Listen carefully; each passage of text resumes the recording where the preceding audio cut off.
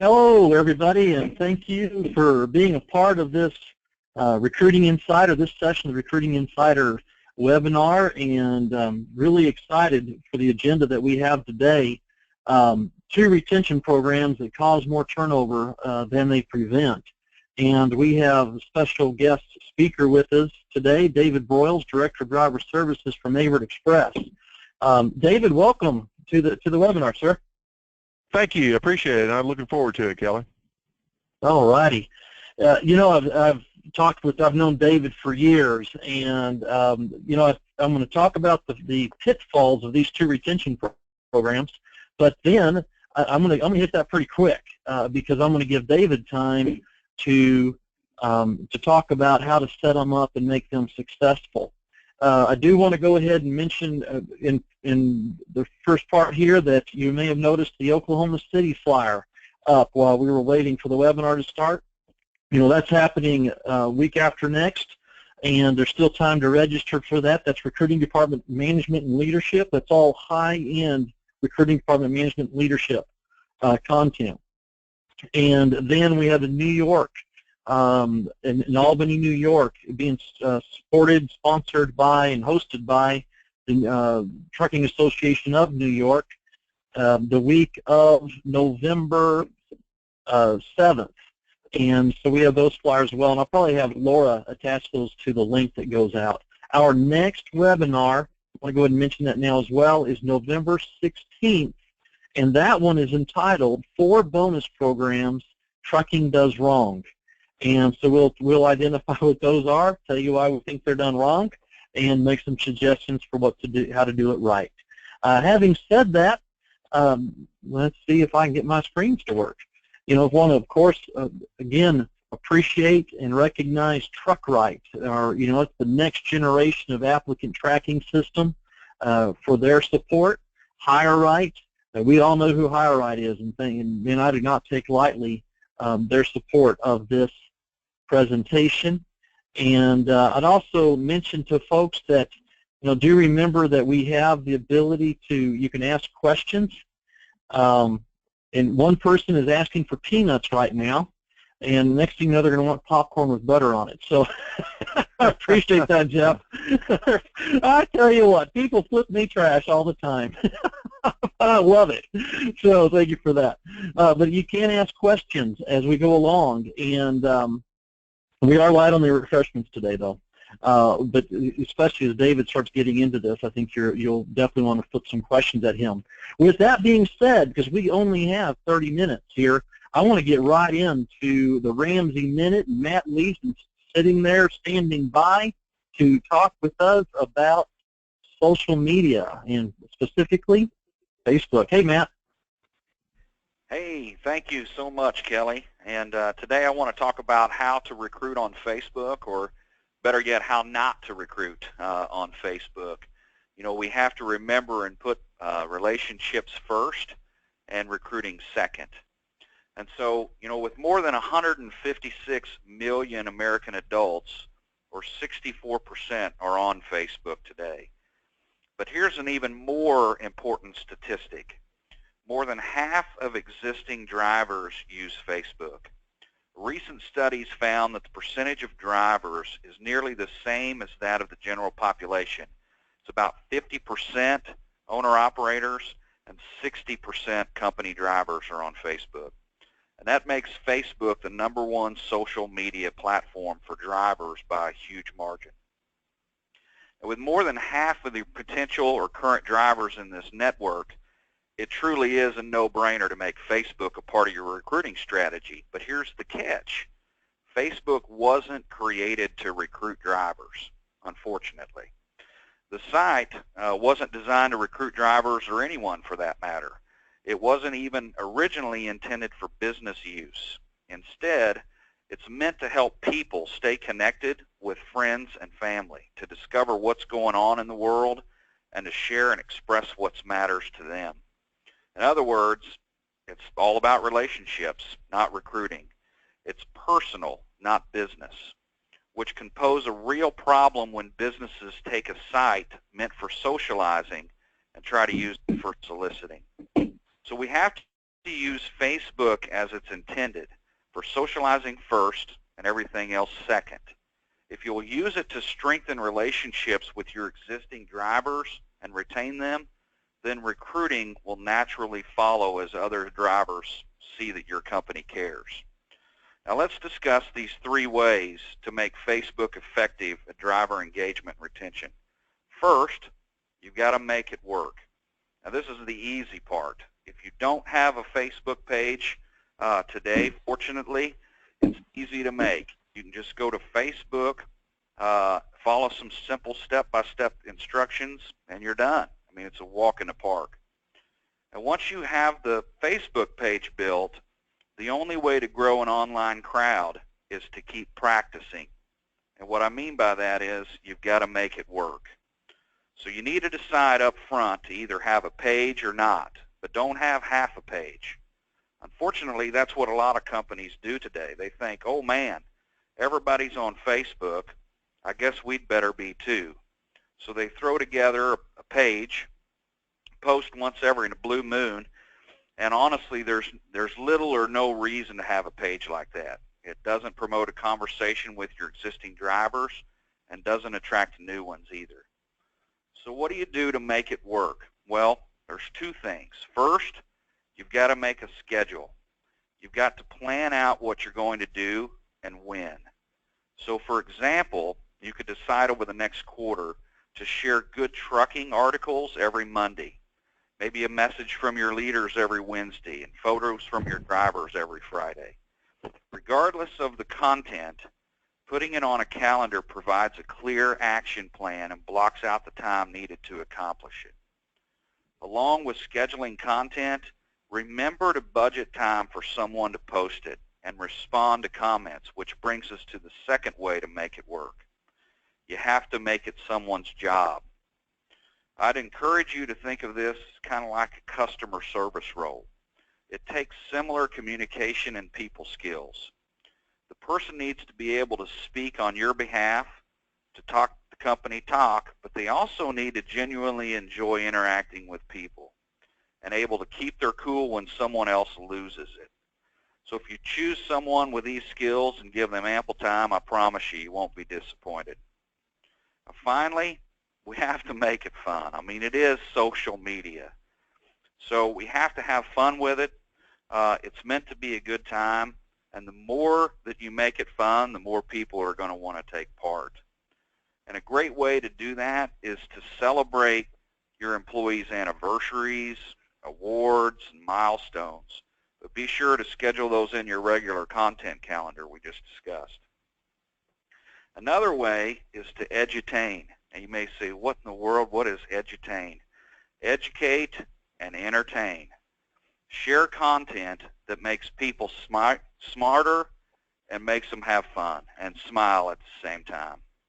So with that, I just wanted to give you some points on making Facebook better for you, and I will turn it over to Kelly.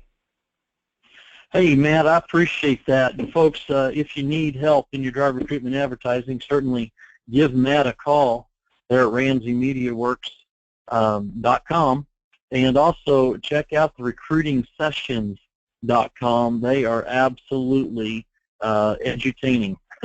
So, hey, Matt, I appreciate you, and I don't take lightly that you guys make time every month to be a part of the webinar with us. So with that, let's get into this. There are 2 retention techniques that I find cause more turnover many times than they prevent, and one is a retention committee and the other is driver liaison. That may be shocking to some folks on the call, but at the same time, there's probably some people on the call going, you know what, he's right, because that's exactly what's happened here. And so I'm going to hit this kind of quick from what I see as the issues so we can get to David. But, you know, people decide, whenever you have a committee or a driver liaison, people start deciding, oh, it's the committee's, turnover is their problem. And as soon as the rest of the company decides turnover is somebody else's problem, then they stop taking any ownership, responsibility, or accountability for turnover and or what they're doing to cause it. And the committee, they can't keep up with the issues that the rest of the company can create. And so basically, as I've already just kind of said, turnover increases because others stop caring. Then lastly, most committees are reactive rather than proactive.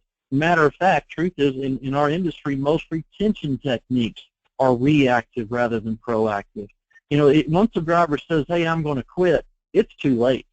Your chance of saving them from quitting are pretty slim. You can have success in trying to turn them around, but it's pretty difficult. You have a much higher success rate when you're identifying people that are at risk to quit before it gets to that point, and that's something I know that David can talk about as well. Driver liaison. You know, I get asked quite often by people, what do you think about driver liaisons? And so I ask them, I said, well, should we have a safety liaison as well? Should we have a recruiter liaison?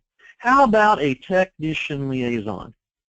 You know, the reason for a liaison is because the manager, the driver managers, aren't taking responsibility and accountability for their direct reports. And in most cases, folks, one of the biggest issues we have in trucking is the driver-manager relationship.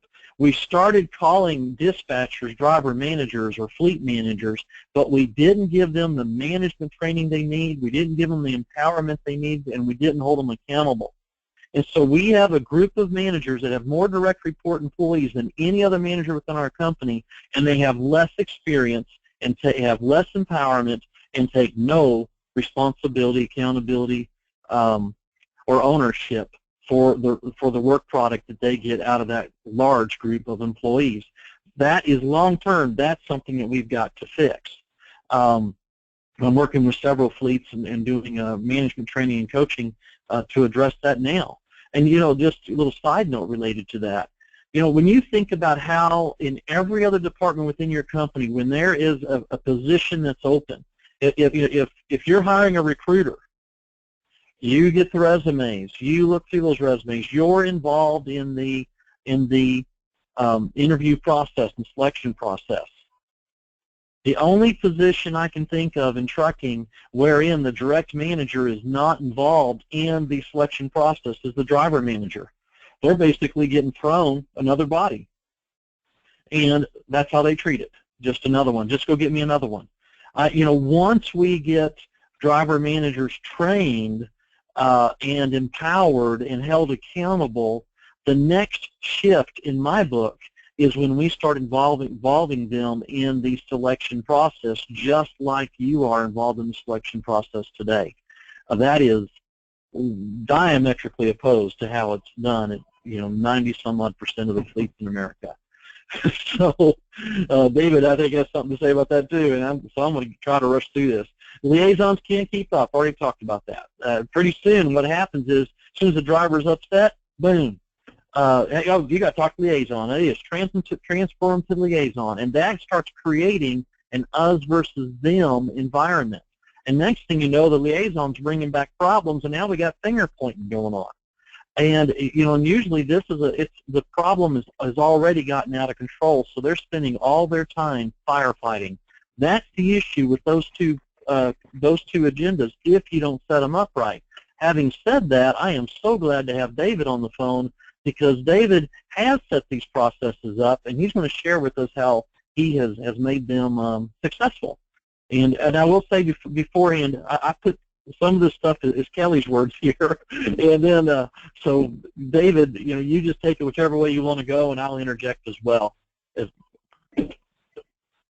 Okay, so you want to go ahead? Yeah, go ahead, David. Thank you. Okay. I appreciate it, Kelly. And, you know, like Kelly said, we've known each other for a long time, and Kelly's done a lot of good work for us and done some seminars and training for us on the fleet managers. And we continue moving forward with retention and recruiting both. They're both really important to us. And talking about the two things that Kelly talked about was getting a retention committee. We did that several years ago, and we did the same pitfalls that Kelly did. We didn't get the right people involved in the committee, and the key to it, to making it a success, is getting the right people and at the level that can make the decisions. And when we first started doing the committee, you know, I didn't go out and get all the people of all the departments in the company, because almost every department in the company needs to be involved in retention. So you need to get everybody involved. And we've evolved from that first committee that we had way back when, which was 3 or 4 people. Now it's evolved to the owner of the company is on the committee, and all the executive vice presidents and everybody that's involved in different departments, they're all there, and they do the retention meeting once every 2 weeks.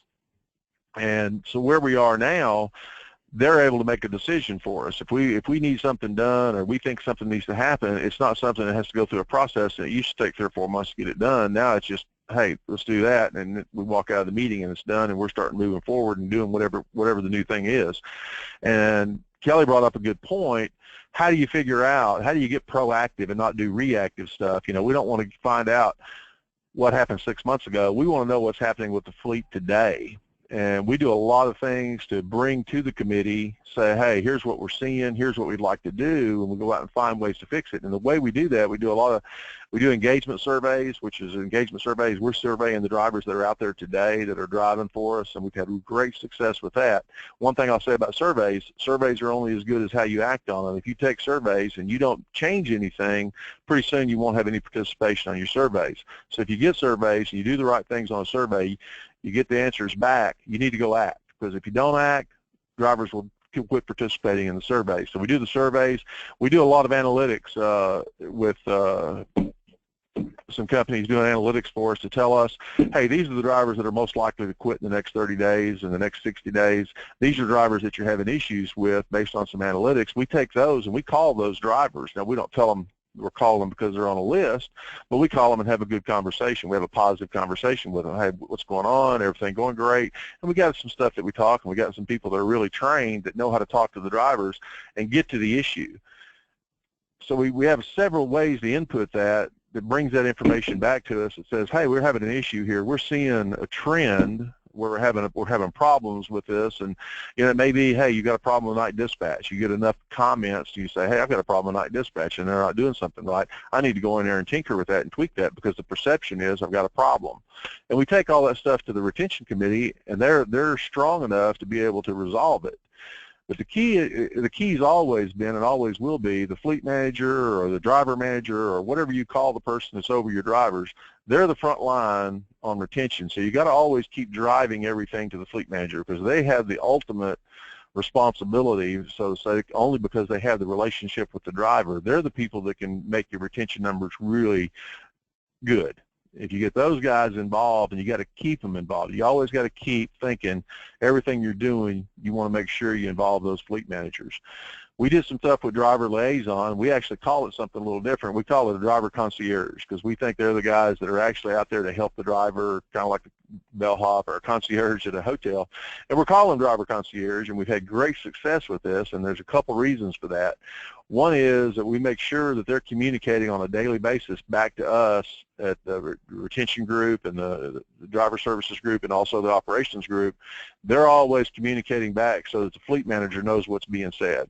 And they know what they're talking about, and they get it back, and we get the fleet manager gets the same feedback. But we have these driver concierges at different places throughout the system, and they're there specifically for one purpose. They're there to help the drivers, and they help the drivers from anything that's going on, a benefits question, all the way to, hey, how does the Qualcomm work, or what's the routing I need to take, or I don't understand this, I don't understand my hours of service. They're there to talk face-to-face to those drivers. But the big thing is we don't let that information stay there. We get the information back from those people. So again, it's a way for us to get information back from the drivers, and we take that information and funnel it up, and we're looking for trends. We're looking for things all the time that says, hey, we need to tweak this. We need to change the, and perception and truth is always two different things, but the perception of the driver is the most important thing, is what the driver is perceiving to be, and you need to go out and change that perception. So we've been really successful, and we struggled in the beginning. Like Kelly said, if you put the committee together and you put the wrong people on the committee, it won't work. And we went through that process way back when. We didn't get the right people, but now we have the right people. We went through the company and we said, okay, who touches a driver's life? And everybody, and basically when you do that, you'll find out almost everybody in the company touches that driver's life, and they need to be involved in the committee so they understand what the stakes are. They understand what the cost of retention and turnover is, so that they understand that their people need to understand retention is important, and that's the people you got to have on the committee. It's not just the ops people, it's not just the recruiting people, it's everybody has to be on that committee, and they all got to buy in. And the way to do that is to get the executive group to buy in, and they'll do that from a financial standpoint when you start talking about return on investment. So that's the basics of what we did and why it works the way it's working. Kelly, you got anything in specifics you want me to talk about other than that, or? Well, here's a question, and I was about to say, folks, start sending your questions in. I've got a couple of comments to make, but here's a question we'll take first from Mike. David, how is the list of possible problem drivers generated so you know who to call? We use a company that does. There's companies out there. I don't know if you want me to tell the company name or not. Yeah, no, go ahead. I don't. It's fine. Okay. Omnitrex Analytics is a company that does. They used to be another company, but they were bought by Omnitrex. It's Omnitrex Analytics, and they do analytics for us. And what they do, they look at your history for the past 5 years. They come into your company and they'll look at a bunch of stuff, and they'll determine what the points are when a driver's going to quit. What, is it too many miles, not enough miles? And they'll go back and look at your history, and they can pretty well define who's going to have a problem. And they continuously look at this information on the active drivers. Then that's how they figure out what it is in your company that causes drivers to leave. And then they'll take a look at it every month, and they look at it and say, okay, here's your driver. We actually do it once a week, and once a week we get information on. We'll say these are the drivers that are most likely to leave, and they can prove that. They run about a 70% accuracy. And we have people call those drivers, and our retention numbers really made a difference when we put these people in there calling these drivers. We moved about 10 points, which 10 points is a lot for us anyway. I don't know, but 10 points on retention once we put this program in place. We moved it about 10 points over about a 3-month period because they were able to identify drivers that were leaving, bring it to our attention.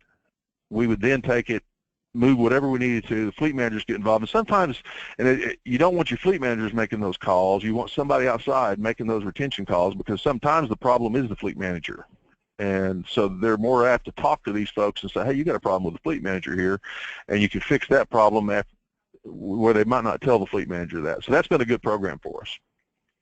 Absolutely. And I spoke on a previous webinar about strategic touch points, and that's one of the services. It's one of the things I talk about in my retention seminars. In some of my fleets, we outline those strategic touch points, and they're able to do them themselves. And others, they're not able to. And so that's a service that Impact offers. Wherein we contact new drivers throughout 4 times in the first 90 days, because 75% of turnover happens in the first 90 days. And absolutely. Typically, without a retention seminar, it's about a 27% reduction in turnover. With the retention seminar, where it's changed attitude within the company and do the surveys, it's typically a 35 to 50% turnover reduction. It's huge. And why? Because we're identifying drivers with problems before they get so big that they want to quit. And Nikki asked a question, what is a good web page that is used for the surveys? And so my only answer on that, if you're looking for an outside source, that's something that Impact does. But do you know of another, do you know of a web page? How would you answer that, David? Is there another source that does surveys? You're doing it within your company. Yeah, I don't really know a web page that would do it. There's a lot of companies out there that do different surveys, and we have a third party doing our survey for us. And it's a lot easier to have a third party do it. Everything's anonymous. The drivers understand it's anonymous. We did a good job promoting it on the front end. We're about a little over 90% participation rate on the survey. When they call them, we're about 92% of the drivers are participating in the survey. So we're getting good feedback. We're surveying 250 drivers a quarter on the engagement survey. So we're talking to 250 drivers in a quarter, which is almost, it's a little over about 20% of the fleet. So we're getting a lot of good information back, and we're getting good participation level. But again, it goes back to, we have to be able to act on those things that we see. There's a lot of companies out there that do that. We use strategic programs, but they do a good job. You bet. Amanda, thank you for sharing that they don't use a third party. They use Google Forms that drivers can respond via cell phone or computer and can remain anonymous or give their contact info. Thank you for sharing that, Amanda. So, and Mike, thank you for your comments as well. Hey, I want to, I will say this about surveys, and David kind of talked about it. The worst thing is if you don't address it, that's worse than doing it in the first place. And I'll also say, when we do company-wide surveys for fleets, and this is something I learned when I was at CFI, you can do a big old survey, and you can get some great data, and I mean, you go to work, hard work, and start fixing stuff. But if you don't communicate what you've done, it's worse than not doing anything, because the drivers don't know you did it. And so we found that we do the survey, and then we communicated, hey, this is the feedback we've got. This is what we've done to address that, and that was very powerful. And it also then motivated people to participate in our next survey. Stephanie's asking, what was your turnover rate prior to implementing this committee? That may be on the fly, David. You may not know that right off the top of your head. Prior to the committee. I don't remember the number because that was like 5 years ago, and I'm getting older. Right now we run between 60 and 65%, but I don't remember 5 years ago what the numbers were. I just know that the owner of the company always wants it to be lower. That's He's always challenging me to find new ways to lower the number. And there's not one secret thing. It's lots of little bites at the apple. Every little thing you find that can work for your company, that's the key to it. You keep doing little things here and there and take little bites off of the apple. It's not just one secret pill that fixes everything. It's a little bit of everything. Yeah, I was in a meeting once, and this guy said, Kelly, what are 2 things we can do? What are the 2 most important things we can do? So I was like, first off, if you're just looking for 2 things and fix the whole problem, there wouldn't be a problem. But, okay, let's start here. Here's your list. Let's start with this, Hey, something else I want to go back to, we were talking about the driver liaison, and I had to live this at CFI, wherein every time there's a driver with a problem, they'd send them to me, and we created the Fleet Manager program, and then our agenda was to support the fleet manager, support the fleet manager, support the fleet manager, and so a driver would call with an issue. I mean, even on discipline. The driver, if I was disciplining, if the fleet manager say this guy had this problem, and I would write up the corrective action discussion, and I would be present with the fleet manager as the fleet manager communicated the expectations for improved behavior. Same thing if a driver had an issue, I'd listen to that issue. And, many times I could just fix it right there on the call, but I wouldn't, because I wanted to involve the fleet manager and have the fleet manager communicate the fix and supporting the fleet manager. So it's, you said that as well, driving it to the fleet manager. This is in support of the fleet manager, but it all goes back to what I was saying, which we've got to get our fleet managers trained and empowered so they understand, so they have the skill set in order to be a manager of the drivers. Yeah, you have to continue fleet managers are continuous training. You have to train fleet managers forever and make them get better and better and better, and use the ones that are the best and train the weak ones. And there's a lot goes into being a fleet manager, because they're the key to retaining. Absolutely. Well, David, I don't see any other questions right this minute. I'll tell you, this is the most questions we've ever had on a webinar. I mean, they were coming in pretty quick. And so I figured you would probably generate some of those.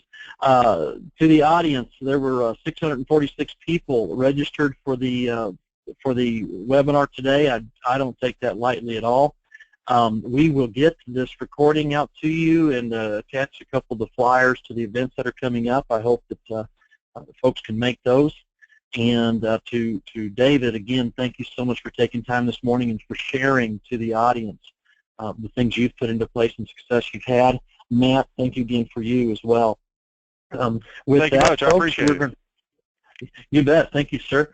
And with that, we're going to go ahead and conclude this webinar, and we'll get prepared for the next one on November the 16th. Thank you.